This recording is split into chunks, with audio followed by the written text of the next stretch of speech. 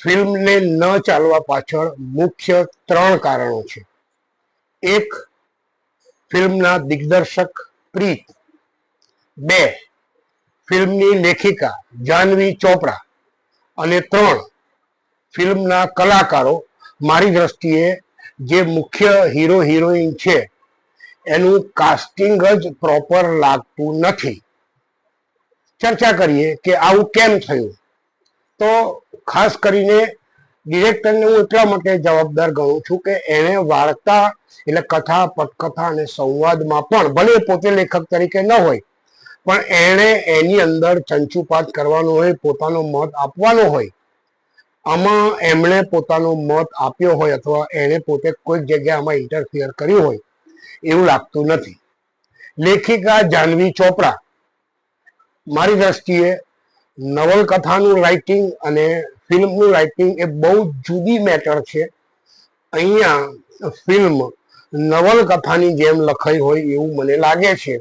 બીજી વાત, લેખિકાની વાત આવી છે ત્યારે ભાષા. ગુજરાતી ભાષા હોવી અને ગુજરાતી જેવી ભાષા હોવી એ બે વચ્ચે ફરક છે. અહીં તો ગુજરાતી જેવી ભાષામાં પણ જે પ્રોનાઉન્સિએશન છે, જે ડાયલેક્ટ છે, જે એના ઉચ્ચારણ છે, એમાં બિન ગુજરાતી પણ છલકે છે. ત્રીજો મુદ્દો, ફિલ્મ પૂરી થાય અને ફિલ્મ ક્યારે પૂરી થાય, આ બેની વચ્ચે બહુ જ પાતળી ભેદરેખા છે. અને ચોથો મુદ્દો લેખિકા તરીકે જાહ્નવી ચોપરા માટે કે નેરેટિવ એ નવલકથામાં એક જુદી રીતે આવે કે તમે ત્યાં વર્ણનાત્મક રીતે વાત કરીને એ સીનને ડેવલપ કરવાની વાત કરો.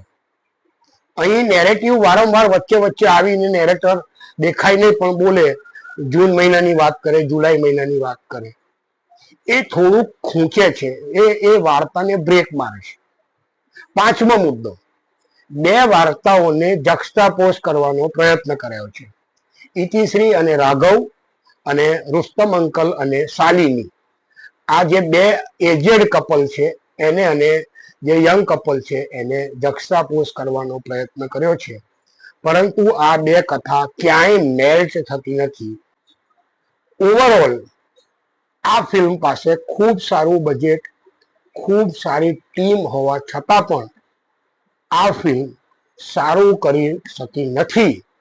એના માટે મારી દ્રષ્ટિએ જવાબદાર દિગ્દર્શક અને લેખિકા છે. એક્ટર પાસે પણ કામ ન કરાવી શકાયું એ દિગ્દર્શકની જવાબદારી છે.